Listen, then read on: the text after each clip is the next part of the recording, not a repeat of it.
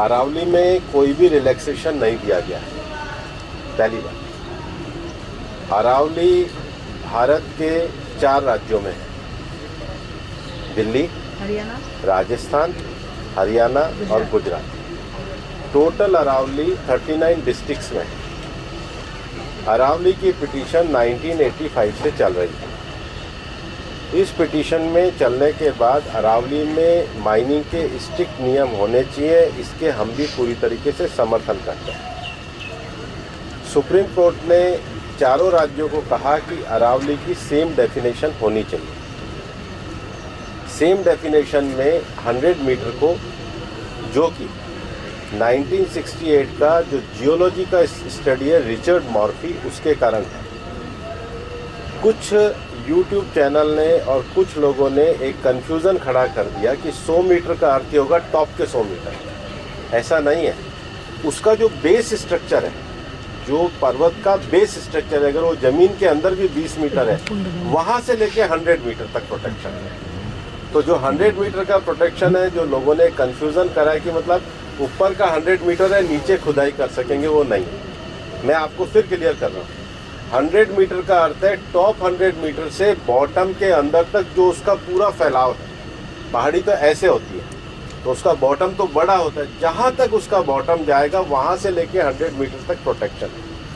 और अगर एक पहाड़ी और दूसरी पहाड़ी के बीच में 500 मीटर का ही गैप है, तो वो ज़मीन भी अरावली रेंज मानी जाएगी। इस डेफिनेशन के आने के बाद 90% से ज़्यादा एरिया प्रोटेक्टेड एरिया में आ गया। 90% से ज़्यादा। मेरा ये स्टेटमेंट लिख लीजिए, टोटल अरावली का एरिया 1,47,000 स्क्वायर किलोमीटर है। इसके बाद केवल अभी की जो मेरे पास 39 डिस्ट्रिक्ट है, केवल 217 किलोमीटर, मतलब 2% में ही माइनिंग हो सकती है, और वो भी हर तरीके से नहीं हो सकती। उसके लिए भी सुप्रीम कोर्ट ने डायरेक्शन दिया है कि आपने जैसे सारंडा और झारखंड में एक पूरा पहले माइनिंग प्लान बनाया है, वो प्लान तैयार करिए। वो प्लान तैयार करने के बाद भी ICFRE जो इंस्टीट्यूशन है उसकी परमिशन होगी, उसके बाद ही परमिशन मिलेगी।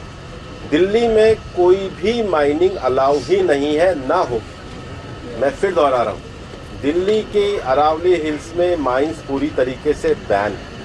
अरावली में लगभग 20 से ज़्यादा फॉरेस्ट रिजर्व प्रोटेक्टेड एरिया वो एज इट इज़ रहेंगे। तो reserve area, protected area, even 100 metre भी पहले क्या होता था, जो लोगों ने करा था कि टॉप को छोड़ के नीचे खुदाई करते थे, तो वो एक तरीके से उसके चारों तरफ करते थे। अब वो भी नहीं कर सकेंगे। तो मुझे लगता है सुप्रीम कोर्ट ने जो निर्णय दिया है, ministry of environment, survey of India, geological survey of India, और जियोलॉजिकल सर्वे ऑफ इंडिया में जो इंटरनेशनल स्टैंडर्ड है रिचर्ड मॉर्फी, उसको दिया है। उसके बाद भी मामला सुप्रीम कोर्ट में है। हम पूरी तरीके से सहयोग करने के लिए तैयार हैं। पिछले 2 साल से लगातार स्वयं प्रधानमंत्री जी ने अरावली में वृक्षारोपण किया है। ये सरकार पिछले 1 साल से 2 साल से ग्रीन अरावली का मूवमेंट चला रही है। मैंने खुद ने पिछले दिनों उदयपुर में सारे DFOs की, मतलब चारों जिलों के 39 DFO की मीटिंग करी है। हम हर डिस्ट्रिक्ट में अरावली की नेटिव स्पीशीज़ का एक नर्सरी लगा रहे हैं। हम ग्रीन अरावली के लिए प्रतिबद्ध हैं। ये एक झूठ फैलाया जा रहा है। और सबसे बड़ी बात है कि ये जो रिपोर्ट है, ये 2006 से राजस्थान में ऑलरेडी लागू है। इसमें कुछ भी एडिशन नहीं किया गया, बल्कि अरावली के टॉप से लेके और ज़मीन तक, मतलब ज़मीन से पूरा ऊपर 100 जो स्ट्रक्चर है, वो सारा प्रोटेक्टेड की श्रेणी में आता है।